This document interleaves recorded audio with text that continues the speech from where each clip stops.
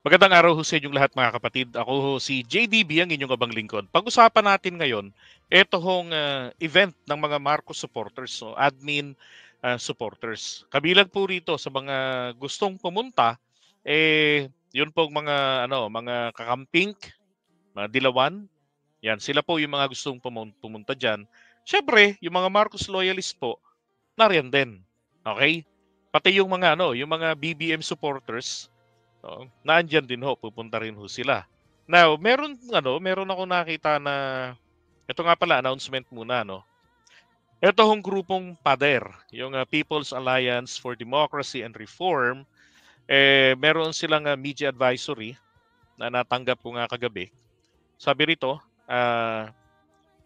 ngayon pong ikapito ng December, alauna ng hapon, yan, pero diyan po yan sa Gate 5 Camp Aguinaldo, White Plains Avenue, yan, Quezon City, at magmamarcha po papunta ng EDSA People Power Monument. Kaya ngayon, sabi rito, magsasagawa ang yan, ang grupo ng pader, body paint bilang simbolo ng pagtatanggol at pagprotekta kay PBBM sa kapayapaan at demokrasya ng bansa. Ang iba't ibang leader mula sa iba't ibang NGOs, POs, at sectoral groups mula sa rehiyon ng Gitnang Luzon, NCR at Calabarzon sa ganap na alas 11 ng umaga, so may 2 oras pa halos, sa harap po ng EDSA People Power Monument. Okay? So doon po, meron silang event. And then, at sa ikalawang bahagi, magtitipon-tipon ang lahat nakasapi sa harap ng Gate 5 ng Camp Aguinaldo sa White Plains. So, ibig sabihin, pagkatapos po nung body paint nila, yung event na yan, no, ng alas 11, ay sila, lalakad pabalik, paatras. Pupunta sila ron sa may Gate 5 ng Camp Aguinaldo para naman maghanda sa gagawin po nilang marcha bilang pagsuporta doon sa isang grupo na diretsang magtutungo doon sa EDSA People Power Monument. Okay, so ganun po yung magaganap. Ito ho. Ito, kung di ako nagkakamali, ha? Kasi nauna itong na-cascade na alas 12 ng tanghali hanggang alas 6 ng hapon. And then, dyan po sa EDSA Shrine, magkakaroon ng prayer rally for peace. Yan. Sa nakita ko doon kay Takero na update, mukhang wala na dyan sa lugar na yan, sa EDSA Shrine. Kasi nga, sabi rin ni Neil Calmada kanina, yung EDSA Shrine mismo ay binarikadahan pa rin ng mga kapulisan. Yun. Kasi hindi naman talaga simba yung gagawin eh. 'Di ba? Hindi naman talaga simba literal eh. 'Di ba? Tsaka masyadong siksikan yung mga tao pagka doon napakasikip ng lugar, mapipilay ang daloy ng trapiko doon. Kaya ngayon, ang venue ay doon po sa People Power Monument. And then, meron din akong nakita na ang sabi nga nila aabot daw ho ng mga nasa 8,000, mga ganun, hanggang 8 hanggang 10,000 katao ang inaasahan po na dadalo diyan po sa pagtitipon. Well, sa akin sana naman 'di ba? Once and for all, no, yung nangyari noon diyan sa may Commonwealth ng yung proclamation sana ng Uniteam diyan sa Quezon City Circle ay hinadlangan nito ng mayor namin dito sa Quezon City. No? At ang ginawa nila, imbis na doon sa open field, no, kung saan may mga nagsusumba bells, doon nila pinalalagay yung proclamation ng Uniteam sa covered court. Kulang yun. So yung mga tao, pinakita ang suporta. Di ba? Commonwealth na mismo. Walang naganap na proclamation, bagkos, di ba? Naging motorcade ang nangyari doon sa Commonwealth Avenue. No. So, para sa akin, I'm inviting everybody, no, lahat po ng mga Marcos supporters, lalo na yung malapit lamang diyan sa lugar. Total ano naman ngayon linggo naman ngayon, 'di ba? Hindi naman 'yan magdamagan. Oh, edi maminsan-minsan kung na-miss natin ang motorcade, yung pagtitipon-tipon noon, edi magkita-kita tayo diyan mamayahong alauna o alas 11, no? Diyan na kayo dumiretso sa EDSA Shrine para matunghayan nyo rin yung programa na gagawin po ng grupong Pader. Now, this is something crazy. Okay?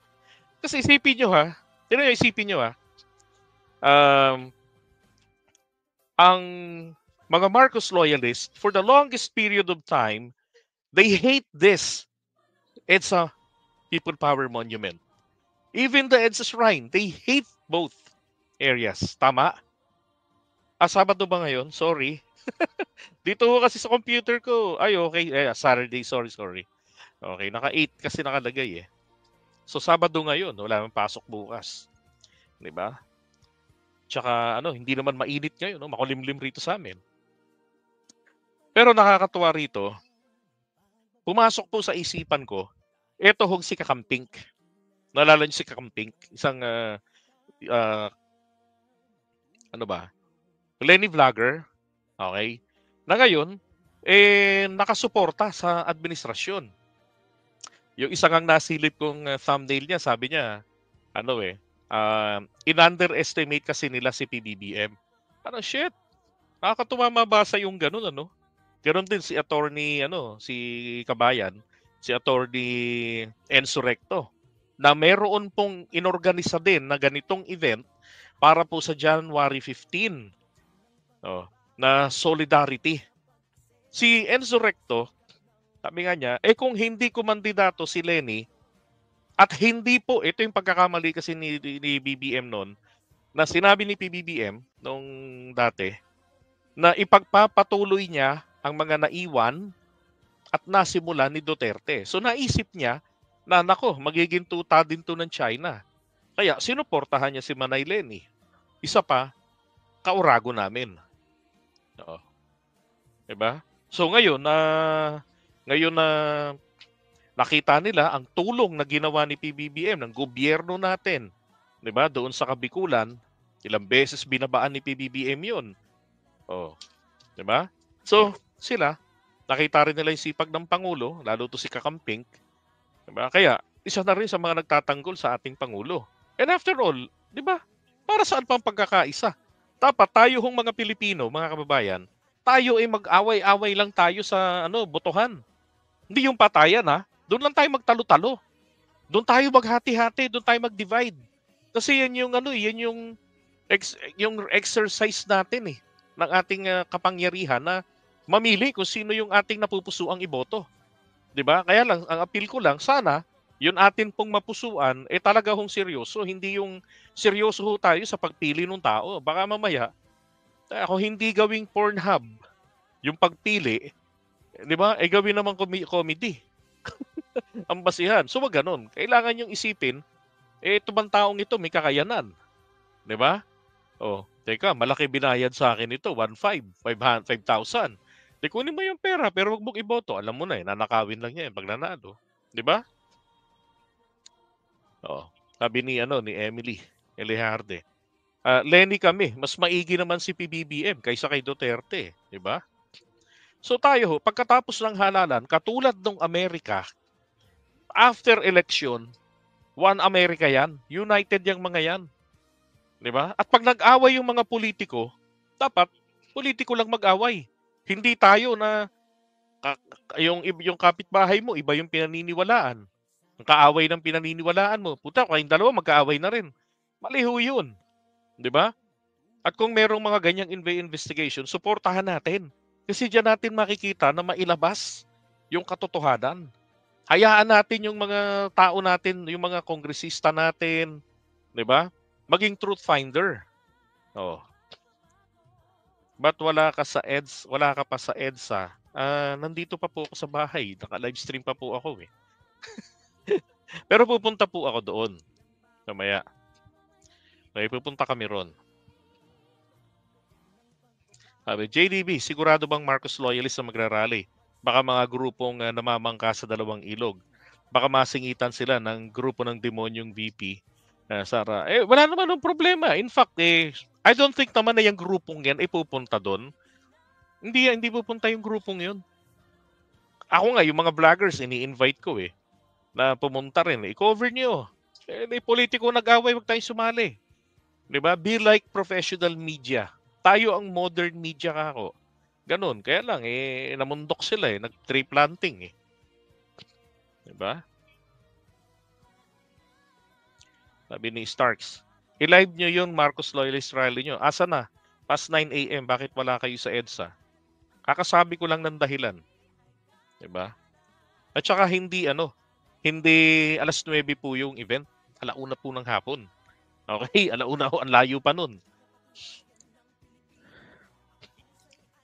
Okay, so ito nga yung nakakatuwa rito. Sinabi ni Kakamping, di ba, noong nakaraan, na ginagtinangka nga ni Sara na gamitin sila sa paraan ng buhay ng pagbibintang kung sino ang pumatay, kung sino salarin na nagpapatay kay Ninoy Aquino. At etong si Attorney Sara Duterte na lumabag din sa isang kanon ng mga abogado na nagsasabi na ikaw bilang abogado ay hindi ka maaaring mag-akusa sa iyong kapwa abogado kung hindi lang din malinaw ang iyong akusasyon.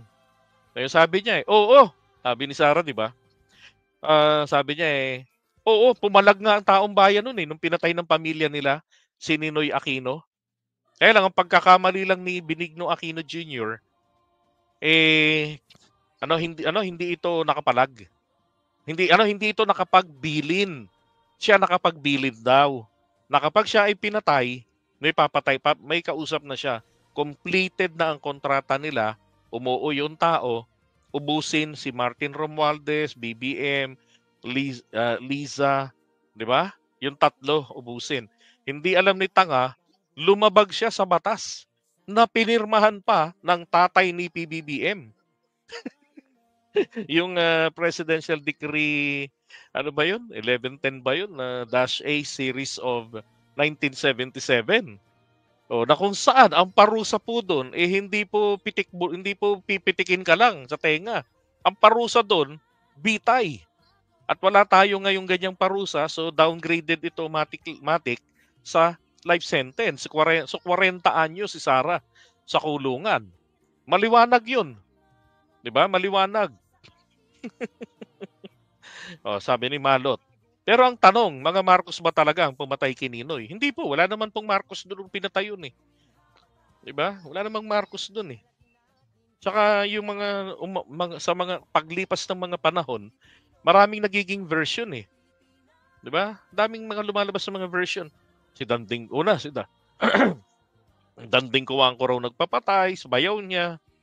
Tapos meron namang nagsasabi, mga NPA, sakripisyo si Ninoy para maisulong yung pambansang revolusyon.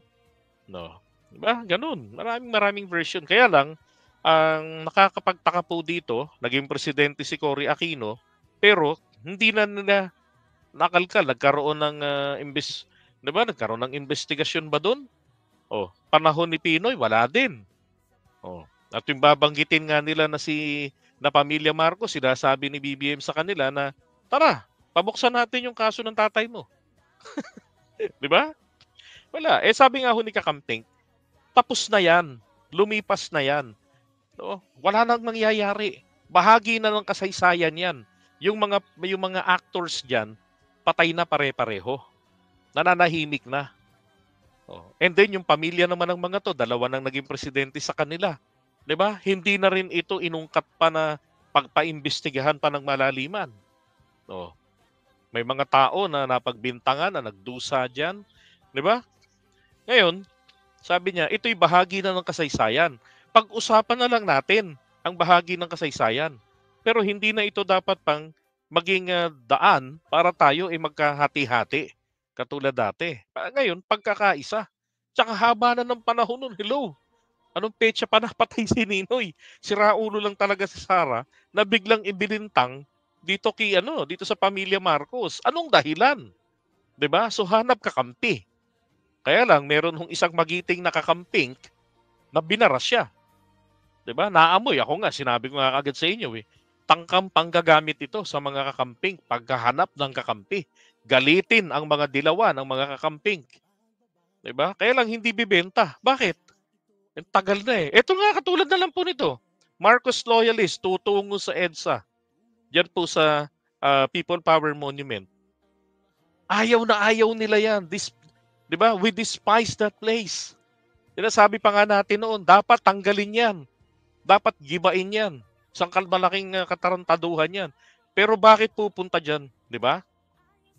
Oh, bakit pupunta dyan? Ibig sabihin, tanggap na ho ng mga Marcos loyalist.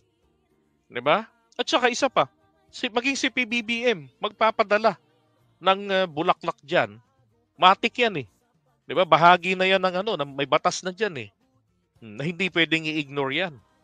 O yung mga selebrasyon diyan. Isa pa, bakit tama lang din na kalimutan na ng mga Marcos loyalist yung yung nangyari noong araw? Ba't hindi mo kakalimutan at palayain ang sarili mo sa galit? Mismo ng pamilya na nabiktima nito, na apektuhan, pamilya Marcos. 'Di ba? Naka-move on na sila. Oh, yung Martial Museum diyan sa may UP Diliman, kung nagkakamali, hindi hinaharang ni PBBM ang pagpapagawa. Bahagi na 'yun ng kasaysayan eh. Oh. 'Di ba? Yung compensation doon sa mga nabiktima ng martial law. Oh, sinasabi ni PBBM, hindi naman perpekto ang gobyerno. Walang perpektong gobyerno.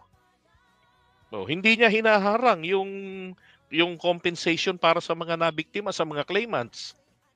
Oh, nagkakaproblema lang doon sa pag-distribute kasi biglang dumadami yung members. Kokonti lang yung claimants, tapos biglang dadami. 'Di ba? Nung naaprubahan na, naalala niyo 'yon? Kung di nagkakamali, panahon ni Pinoy pa 'yun eh. No. So, kay PBBM, wala na, tapusin na natin. Past is past. And then let's move on. And after all, who is the president?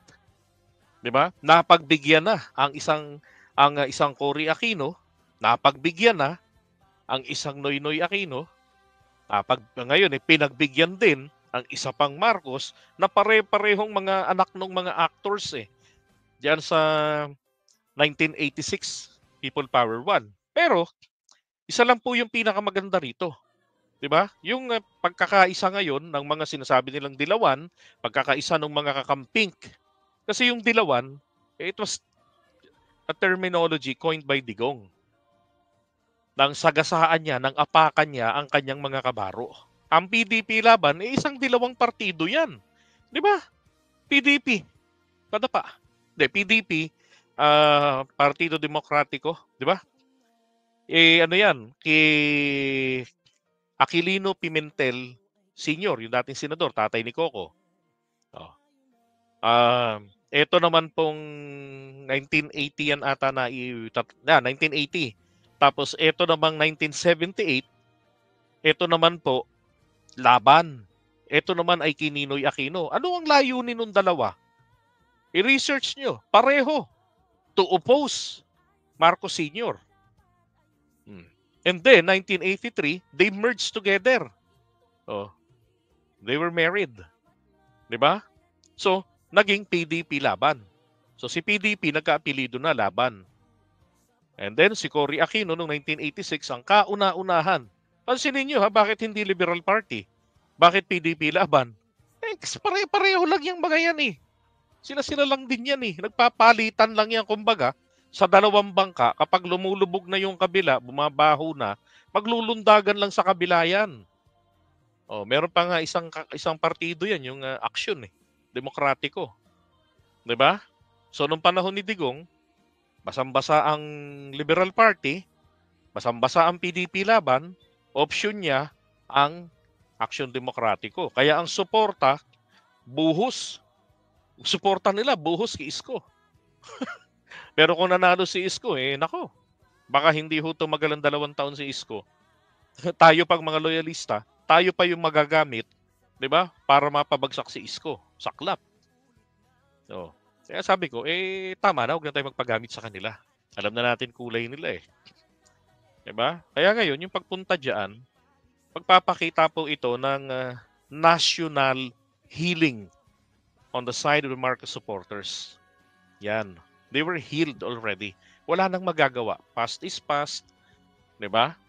Tapos na yun. Bahagi na yun. Nandiyan na, nakapwesto na si Bongbong Marcos. Oh, gampanan niya yung trabaho niya para pagbaba niya sa pwesto. 'Di ba? Huhusgahan ng bayan siya kung paanong hinusgahan ang tatay niya hinusgahan ng panahon, huhusgahan din po siya ng panahon. Maikukumpara siya na sino ang mas higit sa ibang mga nagdaang presidente, 'di ba? Ano yung mga strength ng kanyang administrasyon, mga challenges, 'di ba? Paano niya inaddress yung mga problemang ito? Ganun. So sa ngayon, magagawa natin dito, kita-kits tayo dyan mamaya. 11:00. Okay? Alright, so nakakatuwa ito. Masarap itong tunghayan sapagkat ito ay very, very unique moment. Yung pagtungo na yan, very unique yan. Alright, so iwan muna natin to.